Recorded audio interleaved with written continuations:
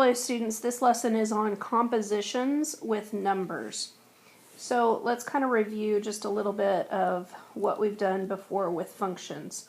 If you have a function, let's call it f of x, and it's equal to x squared.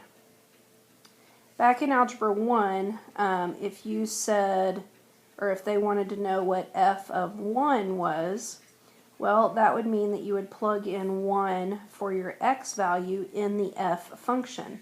So I'd plug in a 1 for the x, and then I'd square it. And so then the answer would be 1.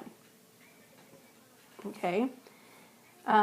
Let's say you have another function, g of x, and it's equal to x minus 1.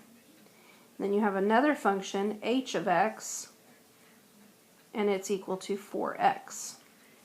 Okay? Well, if they ask you what g of negative 2 is, well, that would mean that you would plug negative 2 into the g function.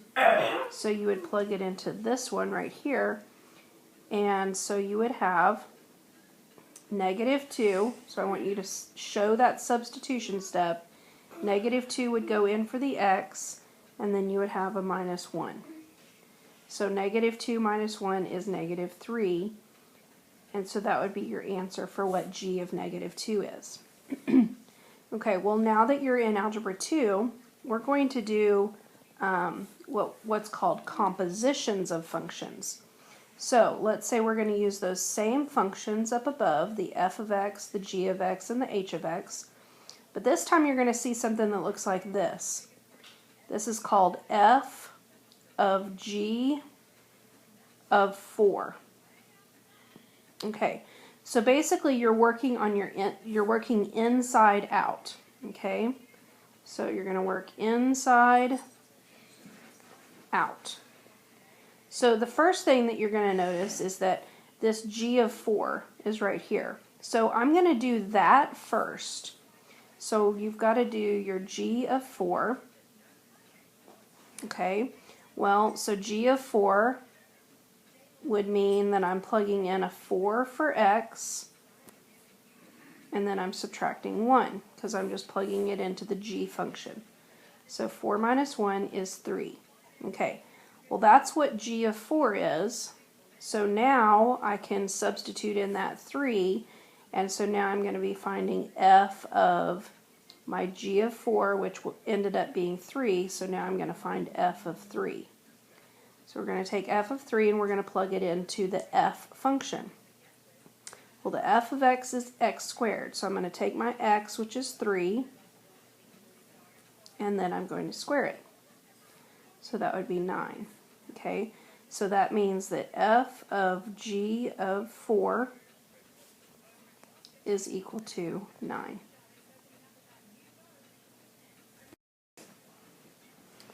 Okay, so let's try another example.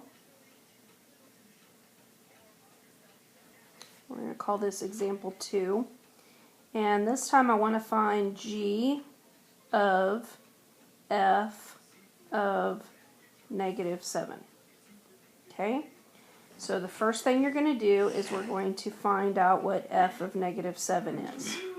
So f of negative 7 means I'm going to plug in the negative 7 in for x, so negative 7, and then I'm going to square it, because that's what f of x is. So take negative 7 and you square it, and that gives you 49.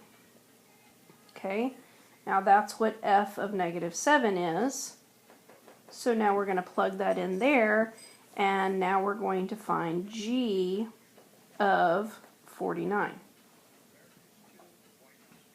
So plug in 49, and that's going to go in place of x, so I'm going to have 49, and then minus 1, because I'm using my g function right here. So 49 minus 1 is 48. Okay, so g of f of negative 7 is equal to 48.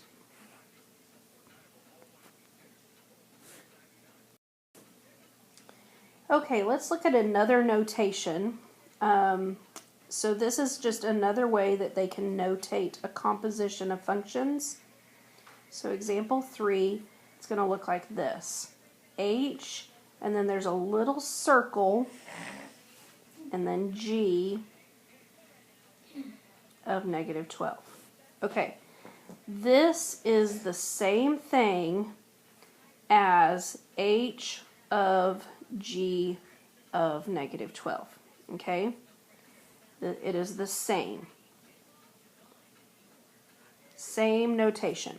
So, well, it's not the same notation, but it means the same thing. So these two notations mean the same thing. So you might see it either way, and you need to recognize that how to convert them to different ways. So this little circle right there means of. So when you say it, you're still saying H of G of negative 12. Okay? So you're going to solve it the same way. The first thing you're going to do is you're going to find out what G of negative 12 is, because that's on the inside here. You've got to work on the inside and then work your way out. So G of negative 12 means that I would plug in a negative 12 for my x in my G function, and so then I would subtract 1. So negative 12 minus 1 is negative 13.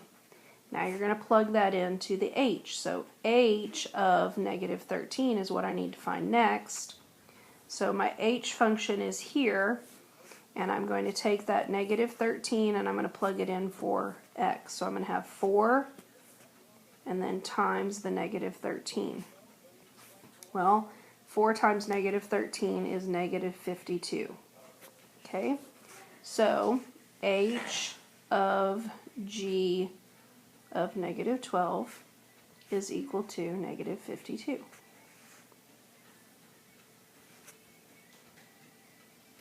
All right, let's do another one. And then I'm going to let you work 2 more on your own. So for this one, we're going to do f of h of negative 2. Okay? So just remember that that is the same thing as f of h of negative 2. Okay? So we're going to find out what h of negative 2 is first. So you're plugging in the negative 2 for your x, and that equals negative 8. And then we're going to take that negative 8 and we're going to plug it into our f function.